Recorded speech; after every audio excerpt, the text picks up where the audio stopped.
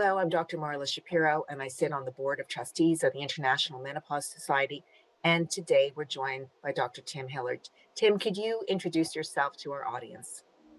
Yes, hello, I'm Tim Hillard. I'm a consultant gynecologist in University Hospitals Dorset in England, and I'm a member of the IMS. I've been on the board since 2016 and a past president of the British Menopause Society.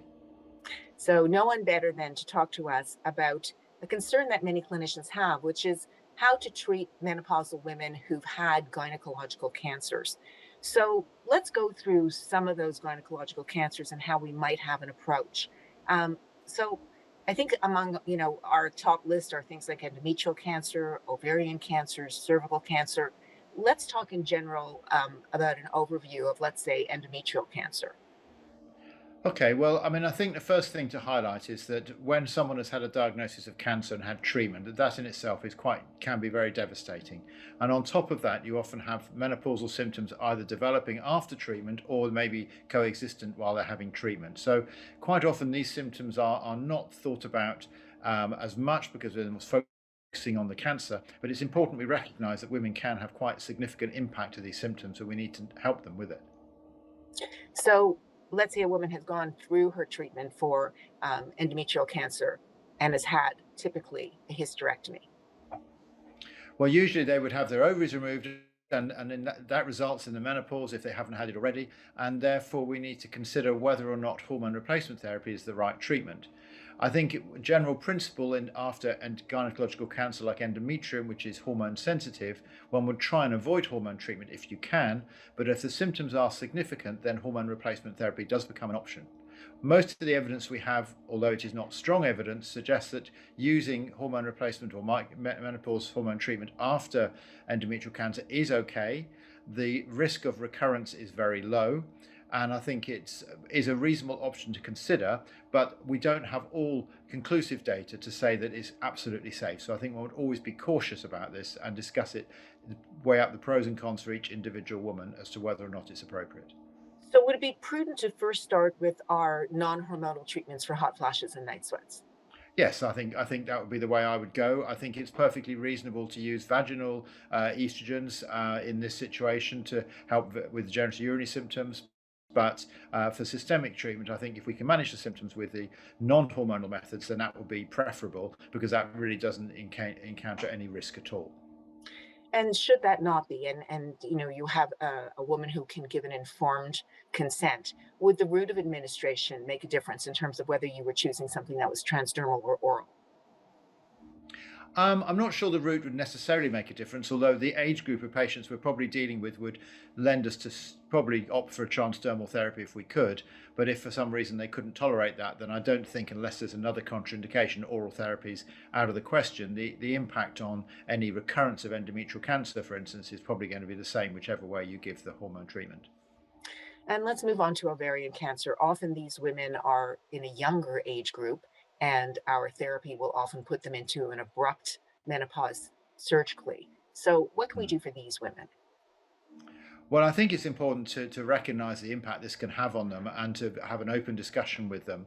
On the whole, I don't think we would really think ovarian cancer is a reason not to prescribe hormone replacement. And indeed, because of the young age, the impetus for having it is actually quite strong. So particularly if they're under 45, then there really is a strong basis for them having the treatment. I think one has to be careful with ovarian cancer about the subtype of ovarian cancer we're talking about, as there are a couple of ovarian cancer subtypes that one would be a little bit more cautious about, such as the granulosa cell tumor, where they are estrogen sensitive. But the vast majority of ovarian cancers are not, and therefore usually it's okay to prescribe hormone replacement therapy in these situations. And for our women who are doing risk reduction surgery, in other words, they don't have ovarian cancer, but at a young age they're doing risk reduction because of a genetic predisposition towards ovarian cancer.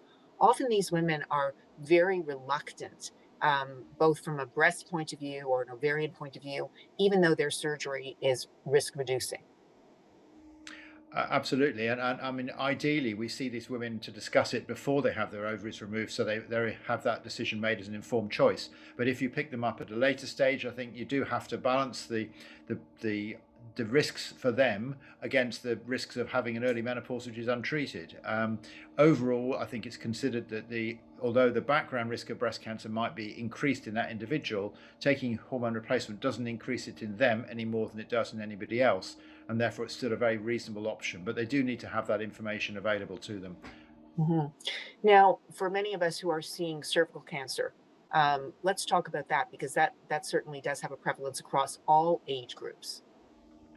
Yes, it does, and the cervix is not estrogen sensitive in that sense, and therefore cervical cancer. First of all, they don't always remove the ovaries. So in a young woman, you might have ovarian sparing surgery or radiotherapy, but when they become menopausal, there is no reason why they can't have hormone replacement therapy. The only difference to that would be the adenocarcinoma of the cervix, which is a relatively small group. And in those situations, the evidence we have, being very limited, is that it doesn't make any increased risk of recurrence. But I think one would be a little bit more cautious about using it in that group.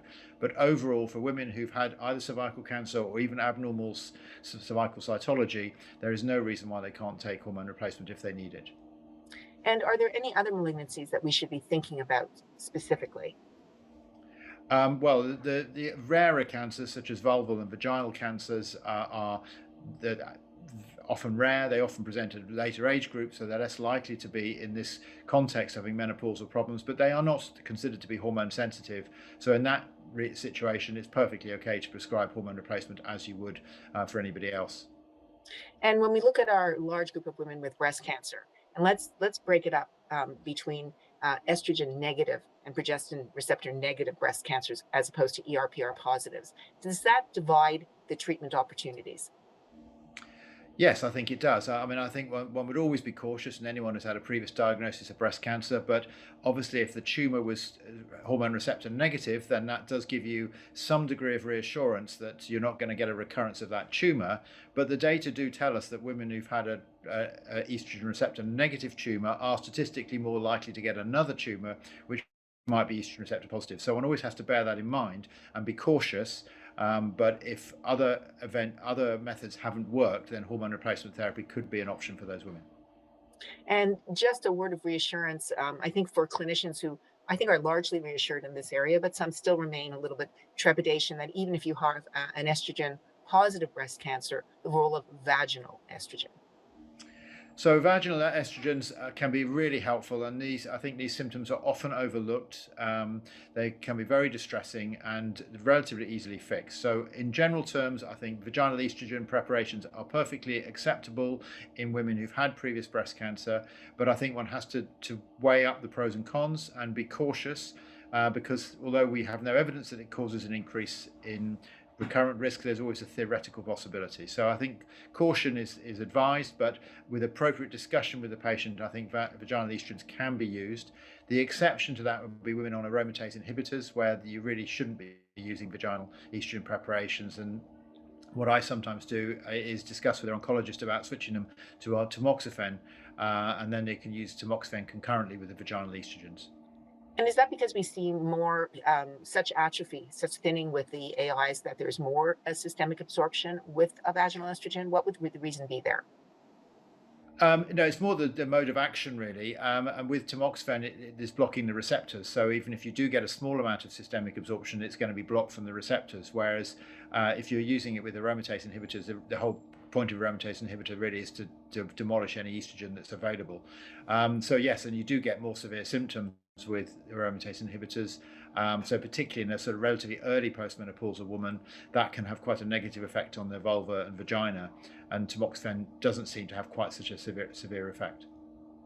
And whereas we say for the average woman there isn't necessarily a mandatory stop date for menopausal hormone therapy, I imagine in these gynecological cancers, one would be looking at it being a temporary measure to be able to get them off sooner than later if possible.